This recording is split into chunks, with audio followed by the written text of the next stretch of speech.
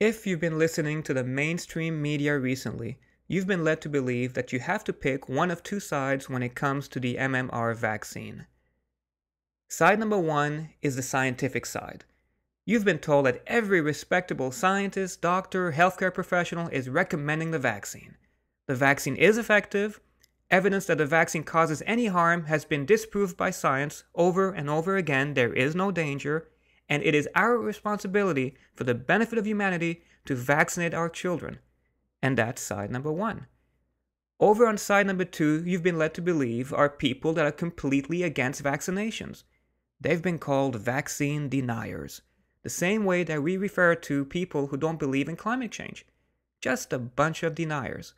And they include concerned mothers, perhaps a few celebrities with a cause, just groups of people that really don't understand the science, and perhaps a few rogue scientists that have been discredited by their peers.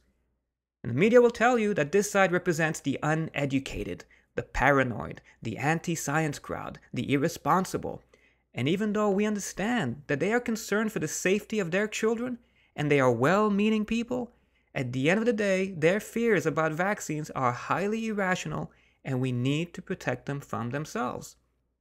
So that's it. Those are the two sides as represented by the media. Pick the side of the debate you want to be on. No, stop it. Don't pick sides. If you believe the media and that these are the only two sides that you have to choose from, you've been misled. And it's not really your fault. It's just the way the media works these days. And it's inspiring a lot of hatred. So in this lecture, I'll do my best to get you to ask the right questions, so that we can start having a more educated conversation about the vaccine. Because at the end of the day, there are no sides. So let me jump right into it and introduce a few people. This is internationally acclaimed Professor Walter Spitzer of McGill University. And this is a picture of him testifying to a government committee regarding the safety of childhood vaccines. Professor Spitzer was known as Canada's Dean of Epidemiology, with an impeccable reputation. Now, what do you think? Was he for or against vaccines? He was for. He believed that vaccines can serve a great purpose for humanity. But when he testified to the U.S. Congressional Committee hearing about the safety of the MMR vaccine, that's the measles, mumps, rubella vaccine, he said, "I cannot recommend it for my own grandchildren." And why was he not recommending this specific vaccine at that particular time? The answer is science. He stated that he would be delighted if the MMR vaccine was demonstrated to be safe in scientifically admissible safety studies. But so far, this just wasn't the case. And he testified in great detail, giving the panel a lesson in how to conduct proper studies. You see, the good professor, known for his rigorous science, had high standards. He demanded better from his colleagues, better designed studies, less manipulation, the removal of conflicts of interest, and an end to misleading headlines. And then we have Dr. Bernadine Healy. It does not get more mainstream science than Dr. Bernadine Healy. She is the first woman to head the National Institutes of Health. She's a former head of the American Red Cross, and she's a former chair of the White House Cabinet Group on Biotechnology. In fact, she served under 3 U.S. presidents. I don't think anyone can question her credentials. Now, Dr. Healy spoke very strongly against the public health establishment, saying that it was too quick to dismiss vaccine concerns as irrational. She said the more you delve into it, if you look at the basic science, if you look at the research that's been done in animals, if you also look at some of these individual cases, and if you look at the evidence, what you come away with is that the question of vaccine safety has not been answered. Now, does this mean that Professor Walter Spitzer and Dr. Bernadine Healy were against all vaccines all the time? No. To scientists like them, this is not about ideology, it's not about philosophy, it's not about religion. It's about scientific evidence. And if you dive into their testimonies, and into the detail of their work, the way they conducted themselves, and what they attempted to accomplish to ensure our safety, you'll come away with an appreciation. They spoke out against articles and news coverage that exaggerated results of studies. explaining how lay people were led to believe certain statements that, quite frankly, were not accurately representing the science. You see, they were not pro-vaccine or vaccine deniers. They just wanted science to be done correctly for the benefit of humanity. Here's the point I want to drive home. Many people believed that there are some studies that show how completely safe and effective vaccines are, and that the scientists that don't agree are ignoring these studies. Well, that's not true at all. These scientists are not ignoring any of the evidence or any of those studies. That would make no sense. What they are doing is actually pointing out the fact that the results of these studies are being wrongly interpreted, and many studies are flawed from the start. People who blindly believe the press releases are being easily fooled, and this includes doctors. Let me show you one example so that you can clearly understand what we're talking about. In 2001, the Sunday London Times paper ran a headline that read, "Vaccine is off the hook as the cause of autism, but panel won't dismiss possibility." Professor Walter Spitzer felt compelled to write a response letter to the Sunday Times. Here are some of his main points. The first one is obvious. The two parts of the headline are contradictory. If the vaccine is really off the hook, then why won't the panel dismiss possibility? Now, the panel we're talking about is the Institute of Medicine's Immunization Safety Review Committee. And as Professor Spitzer states in his letter, there is nothing in this panel's 74-page report or in its executive summary that justifies the headline. Nothing in that report indicates that the vaccine is off the hook as the cause of autism. So where did this headline come from? Professor Spitzer writes that the only link he can think of to the off the hook headline is a public comment by the chairperson of the committee, Dr. Mary McCormick. She had expressed her personal opinion that the MMR vaccine is as safe as a vaccine can get. It was just her personal opinion, and the press ran with it. But in no way did the actual report suggest that MMR is off the hook as the headline claims. Scientists who have respect for their field do not speak above the limitations of what the evidence shows, and they certainly do not misrepresent the results of their own report. And in that same public statement, Dr. Mary McCormick said, "The committee concedes that it could not exclude the possibility that MMR vaccine could contribute to autism spectrum disorders in a small number of children." It leaves us to wonder, what is her definition of a small number of children? Is it 1%, 2%, 3%, 5%? The committee's 72-page report concluded by recommending further clinical and epidemiological studies of sufficient rigor to identify risk factors and biological markers of autism spectrum disorders. Professor Spitzer summarizes the committee's opinions as follows. "We do not know whether there's any link between MMR and any autistic disorder. The evidence is inconclusive. More study is needed." That's him keeping it simple. And Professor Spitzer goes on in his letter to say that as a longtime member of the Institute of Medicine, he is embarrassed by the process of this latest report, and he asks for the report to be retracted until the message has been clarified. The professor concludes his letter by saying that he believes immunization is the strongest pillar of public health and prevention. In other words, he believes and wants there to be a safe and effective vaccine. And, as he puts it, he would be delighted if scientifically admissible safety studies demonstrated the safety of the MMR vaccine. But he wants this to be the result of rigorous science and not unsubstantiated claims by one person. It is clear that Dr. Mary McCormick shares the same belief that vaccines are important. But unlike Professor Spitzer, she's willing to let her personal bias affect her scientific judgment. Today, Marie McCormick serves as the co-chair of the Vaccine Safety Working Group of the National Advisory Council. Many believe that numerous remarks that she's made in the past should disqualify her from serving on any committee concerned with vaccine regulation. To make matters worse, her comments were often quoted by the mainstream press.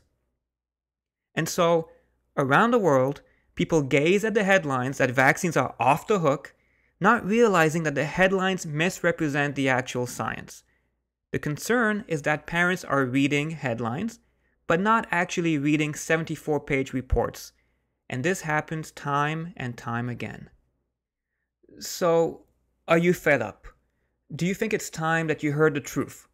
Okay, here's the truth that the media doesn't talk about much. There is not a legitimate scientist on Earth that will tell you that the MMR vaccine cannot cause injury. That's not debatable. Again, just because some people can be injured by a drug doesn't mean that the drug may not serve a purpose, doesn't mean that we should not vaccinate against some infections in some circumstances. This is not an ideological argument. I'm just pointing out the fact that even Merck, the drug company that manufactures the MMR vaccine, agrees with. This vaccine can and has harmed children. Just like any drug, there is a long list of possible warnings, contraindications, and adverse reactions associated with the MMR triple shot.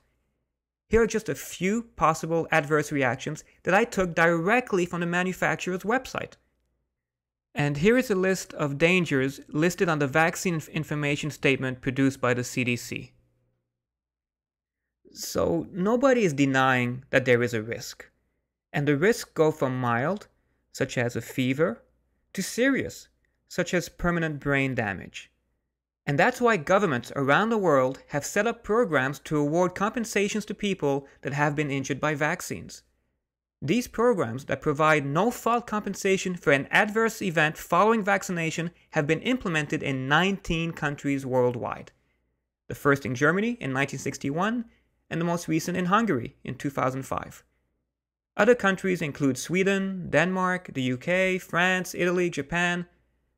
The map you're looking at was included in a peer-reviewed article from the World Health Organization entitled No-Fault Compensation Following Adverse Events Attributed to Vaccination, a Review of International Programs. And the authors concluded that in the first decade of the 21st century, acceptance of vaccine injury compensation has grown. And that, apart from the reluctance of governments to move away from the adversarial approach to providing compensation, we believe there's a strong argument for widespread implementation of these programs in other developed countries. In the province of Quebec, for example, the government set up the Quebec Compensation for Victims of Vaccination program after a young girl suffered from viral encephalitis, which is inflammation of the brain, just a few days after being vaccinated for measles. The Superior Court of Quebec concluded that there was evidence of a causal link between receipt of vaccine, encephalitis, and subsequent disability. And when the case went higher up, the Supreme Court of Canada reached a decision to award compensation. And that's when the Quebec program was established, and to date it has awarded millions of dollars to more victims. On September 23, 2014, based on expert medical testimony, an Italian court in Milan awarded compensation to a boy for vaccine-induced autism. The Italian press covered this in great detail, but our North American press was quite silent about it. And in the US, there is the National Vaccine Injury Compensation Program. Award-winning investigative journalist and former CBS correspondent Cheryl Atkinson wrote in May of 2014 that vaccine-injured children who end up with autism are quietly winning their cases in federal court, but only when they focus on using the more general terminology of brain damage rather than calling it autism. Remember, pharmaceutical companies cannot be sued for vaccine injury, so it's tax dollars that compensate the victims. In 2013, Cheryl Atkinson and CBS News exposed the fact that so-called independent vaccine defenders have very strong financial ties to Big Pharma, whose products they promote and defend. The conflicts of interest are so rampant in our medical system that it's reached the point that physicians who share concerns about certain vaccines do not feel comfortable speaking out in academic circles. And a 2012 peer-reviewed article entitled Conflicts of Interest in Vaccine Safety Research was published in the journal Accountability of Research, and the author wrote that conflicts of interest cloud vaccine safety research. Sponsors of research have competing interests that may impede the objective study of vaccine side effects. Vaccine manufacturers, health officials, and medical journals may have financial and bureaucratic reasons for not wanting to acknowledge the risk of vaccines. The disturbing reality is there is no line that separates pharmaceutical companies from government. Instead of a line, we have a revolving door. And if you don't know about this revolving door, let me enlighten you with an example. Here, this is Chicken Little. Now pay attention because this isn't funny. Chicken Little is famous for believing that the world is coming to an end. His famous line is, "The sky is falling." The sky is falling.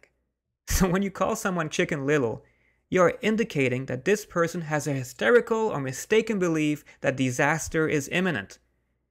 Yeah, okay, he's a funny little guy. Now here is Dr. Julie Gerberding. She was head of the CDC from 2002 to 2009. And during this time, she earned the nickname Chicken Little because she would make annual predictions of a flu pandemic that never materialized. But she kept pushing for all Americans to get vaccinated. Now, when she left the CDC in 2009, guess how long it took her to become the president of Merck's vaccine division, the makers of the MMR and Gardasil vaccines? Not long.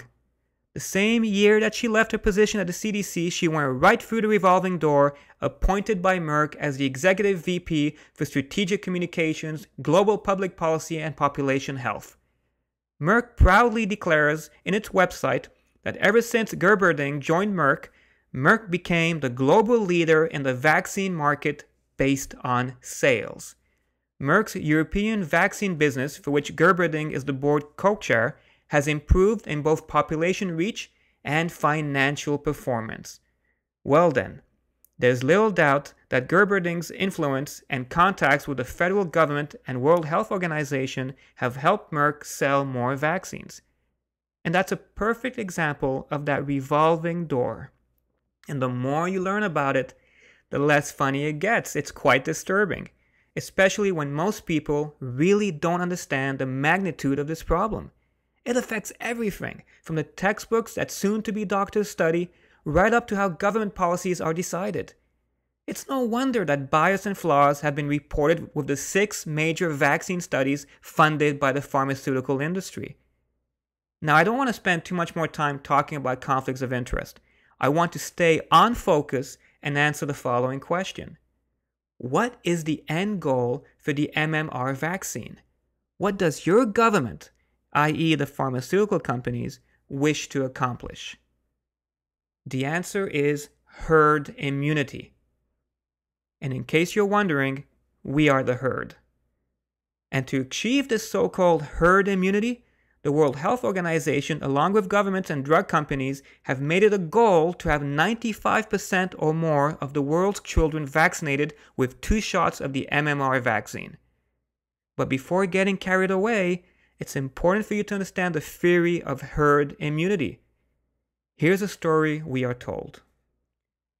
Before the measles vaccine was first introduced in 1963, the death rate for measles was high. The 1963 vaccine saved us. Death rates from measles plummeted. It was a great success. But, as with everything, the vaccine wasn't perfect, and therefore it really required what we call herd immunity to work. In other words, it's not enough that we get vaccinated. We also have to make sure that everybody around us is vaccinated as well. Herd immunity requires at least 90%, 95% of people to be vaccinated in order to work. And so for the good of the community, we should all get vaccinated. End of story. Now here's the truth of what really happened. The death rates for measles had already dropped significantly in developed countries before the vaccine was introduced in 1963. Published peer-reviewed research shows us that it was not the introduction of the vaccine that led to the huge drop in deaths caused by the measles. In fact, researchers have pointed out that by the time that the measles vaccine was introduced, the death rate for this disease was already negligible, and that any further change in the rate of decline could only be minute. And the same can be said for some of the other diseases. So no, the major drop in deaths caused by measles was not due to medical intervention. It was due to changes that are often underestimated, such as improved sanitation, improved nutrition, and better living conditions. Now, kids were getting measles, but here's what would happen. Children would get infected with the virus. Their symptoms usually included a fever, a cough, a runny nose, and of course that pink rash that forms all over the body that most people associate with the measles. Now, we don't really treat measles, we just have to let it run its course. So parents would apply some soothing lotions to help relieve the itchy rash and made sure to keep their children well hydrated. In a few days, the fever would drop. Symptoms began to disappear, and the child would start to feel better. And for all that they suffered, and for all that they made their parents suffer, there was a reward at the end. Permanent immunity. They were not getting measles again. Now that's one story. And this story of how we got measles, got over it, and moved on was what happened prior to the 1960s. Most kids in North America got measles. It was almost considered a rite of passage. Sometimes there were complications, but this was extremely unlikely. To give you some perspective, by 1963, before the vaccine, it was about 46 times more likely for a child to die from a congenital malformation than for someone to die from the measles. That's how rare it was. But there is another side to measles. A more dangerous and unfortunate set of circumstances that occur with malnourished children living in developing countries. In an environment with poor nutrition, poor sanitation, and people with weakened immune systems, complications from measles can lead to death. Studies in Africa have confirmed time and time again that it is the children who are malnourished that suffer from complications. And something as simple as a vitamin A supplement was shown in many studies to significantly minimize this risk and lead to better outcomes. The impact of nutrition is remarkable. Children with weakened immune systems due to malnutrition were found to secrete the virus 3 times longer than those with normal nutrition. But instead of focusing on nutrition, the dialogue we're having is all about vaccines. And nutrition is ignored largely because there's no money to push that conversation forward. The fact is that in North America and other developed countries, we don't have these same challenges. We have food available to us, sewage systems, excellent sanitation, proper food storage, and so on. We just don't face the same challenges. And what disturbs me is that when our governments give us the statistics about how dangerous measles is, they mix in the numbers from these poor developing countries. And of course, this is to frighten parents. But regardless of these facts, and no matter how tiny the risk is, if you are a parent and there was a way to reduce it even further, of course you would want to do that. So here comes 1963 and the measles vaccine is created. Actually, 2 vaccines are introduced. One live vaccine and one killed or inactivated vaccine. But it's a bumpy ride. In 1967, the killed vaccine is withdrawn due to lack of effectiveness and an increased risk of atypical measles. And in 1975, the live vaccine is withdrawn also due to ineffectiveness and a high incidence of side effects. Before that, in 1973, Merck created the combination measles, mumps, rubella vaccine, the MMR vaccine. And to this day, this is the only measles-containing vaccine that is available to us. Now remember, public health officials had promised that with the vaccine, parents would be giving their children lifelong immunity. The pamphlet read, "Stop measles with just one shot." But in 1990, measles cases and deaths were on the rise again, even though 95% of children entering kindergarten had received the much advertised MMR shot. It turns out that vaccination did not equal immunization. And so they doubled down and announced that we needed a second MMR shot. Years later, when children who had received both shots still got the measles, health officials were in much need of another spin. And so they pushed once again the theory of herd immunity. This is a theory that has been proven false. true with natural immunity when you actually get measles, but false with vaccine-derived immunity. And there are many examples of vaccine failures, even within highly vaccinated populations. But the media and parents are so quick to blame people who are not vaccinated. There is nothing new about vaccine failures. Take a look at just a few examples. A major measles epidemic in Quebec happened despite 99% vaccine coverage. The 1989 measles outbreak infecting 1,363 people in Quebec was attempted to be explained away as occurring because of incomplete vaccination coverage. However, upon further investigation, it was discovered the vaccination coverage among cases was at least 84.5%. Vaccination coverage for the total population was 99%. The researchers concluded incomplete vaccination coverage is not a valid explanation for the Quebec City measles outbreak. In Texas, in 1985, there was a measles outbreak in a fully immunized secondary school population. The investigators concluded the outbreaks of measles can occur in secondary schools even when more than 99% of the students have been vaccinated and more than 95% are immune. 99% vaccine coverage for a school and there's still an epidemic. We could also mention the big 2009-2010 mumps outbreaks that occurred among U.S. Orthodox Jewish communities. There were 824 confirmed cases, and 89% of those had already received 2 doses of MMR, and 8% had received 1 dose. That's a 97% coverage. And in April 2014, in New York City, a measles outbreak was traced back to a fully vaccinated patient for the first time. Now let me introduce Dr. Gregory Poland, one of the world's most respected physician scientists in vaccines, viral diseases, and biodefense. He's received the Secretary of Defense Medal for Outstanding Public Service and a Lifetime Achievement Award in Immunology and Vaccines. He is a professor of medicine and founder of Mayo Clinic's Vaccine Research Group. And he's also the editor-in-chief of the peer-reviewed scientific journal Vaccine. It doesn't get more pro-vaccine than the good Dr. Gregory Poland. What are his thoughts? Dr. Poland has already spoken out that the measles vaccine has failed. And he's not surprised that new outbreaks are occurring even within a vaccinated population. According to him, the vaccine isn't as effective as it should be.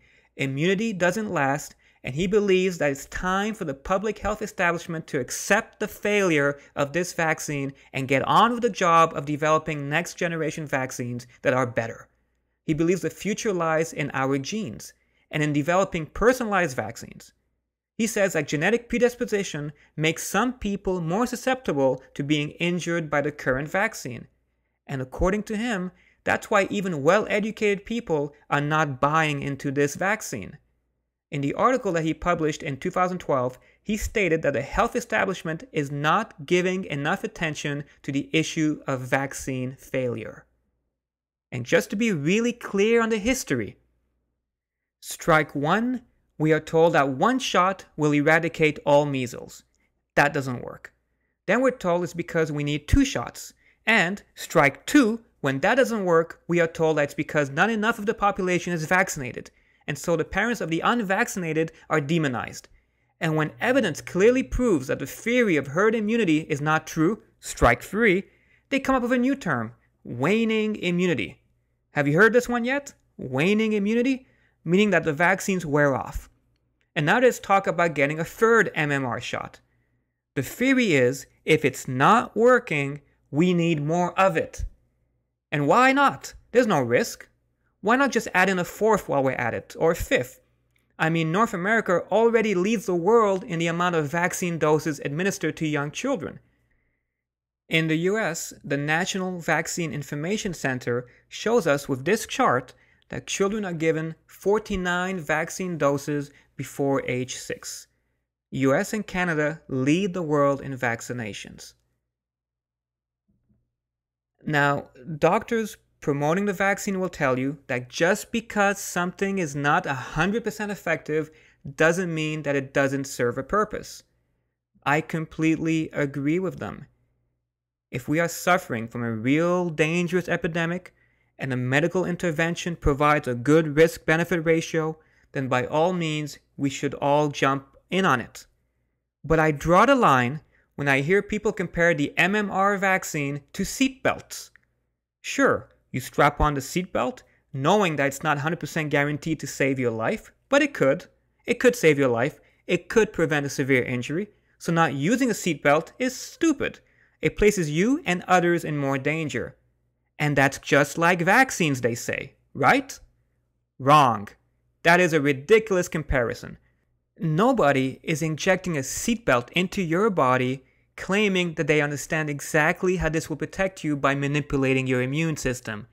Not to mention that the people telling you this have a 50-year track record of being wrong. And still, they ask you to continue to vaccinate yourself while denying all possibility of any risk. Seatbelt safety is proven, while herd immunity is a theory that is losing traction fast. The fact is that legitimate scientists around the world will tell you the more we learn about the immune system, the more we realize how complex it is and how little we understand. So to advertise to parents that there is no risk of giving a child 49 doses of vaccines as they do in the US, or even to say that we completely understand all the possible risks, that's a gross misrepresentation. If we're guinea pigs, there better be a good and urgent reason. Now let me be clear. This is not a conspiracy theory to actually injure people. In fact, I guarantee you that Merck or any other pharmaceutical company would love to create the safest and most effective vaccine possible and save the world. The issue, however, is that on the quest of developing such a vaccine, a lot of misinformation and, quite frankly, lies and exaggerations are created to push the goals along. And when you add the underlying financial motivation, it doesn't inspire trust in the public that is being pressured. It's reached the point that when there is a small measles outbreak of about 100 people, even before identifying the source of the infection, the government, the media, doctors all start calling it an epidemic and blame the unvaccinated. News travels around the world urging for more vaccinations. Because fear is, and has always been, one of the biggest and best marketing tactics. And when science is not completely on your side, you have to use every means possible, even going as far as to ridicule parents who show concern. And why all this pressure? Remember, governments around the world, along with the pharmaceutical companies, have announced that the goal is to vaccinate 95% of the world's children by the year 2020. So the aggressive strategies are underway. Merck charges the CDC $20 a dose for MMR, and physicians pay $56. 2 doses per child, 2 billion children, that's a lot of profit. A lot of incentive to move a little faster, to not slow down, and perhaps reevaluate the safety or effectiveness of the vaccine. It's a fast-moving vehicle, and the fuel is money. Just to give you an idea, the vaccine industry is predicted to reach $100 billion by 2050. Drug companies are excellent at telling you that they are only focused on finding cures and helping humanity. But the reality is that they run a profit business, and the only cures they are interested in are the ones that are profitable. My video entitled "The Leading Cause of Death in Canada" covers how some of the biggest and real health epidemics we have today can be stopped if it weren't for drug companies and governments getting in the way of information presented to the public, and to doctors as well. And there you have it. As I said in the beginning of this lecture, you don't have to pick sides. This shouldn't be a war as it's being called, and it shouldn't even be a hate debate. I've heard doctors in the press insulting people who choose not to vaccinate their children. The insults have gotten really out of control. Here is where we can come together. Nobody is saying vaccines don't have a purpose. Vaccines have a purpose, just like antibiotics. They are weapons that we have at our disposal, and we are thankful for them. But we are questioning whether they are being fired too much. Today, we are aware of the dangers of antibiotic overuse. Thank goodness for that. We understand the risks and harm of antibiotics in a way that we never did before. Vaccines are not the same as antibiotics, but to say that we completely understand the risks of over-vaccination is quite arrogant. History has shown us that we shouldn't be comfortable with any person or system that doesn't take this concern seriously. There should be no place for personal bias or arrogance in our healthcare system. Has anybody noticed that the latest measles outbreaks are affecting adults, not just kids? The CDC tells us that if you were born before 1957, you are immune. Why? Because you had measles when you were a child and received the gift of natural, lifelong immunity. But what happens when a population that has real immunity begins to die, and we are left with a population of kids and adults that all have a waning vaccine-induced immunity? Now the risk of large outbreaks, even among adults, becomes very real, perhaps forcing us to contemplate whether we are moving in the right direction by creating vaccines for the measles in the first place. We cannot wait for government or drug companies to improve the dialogue that needs to be had about vaccines.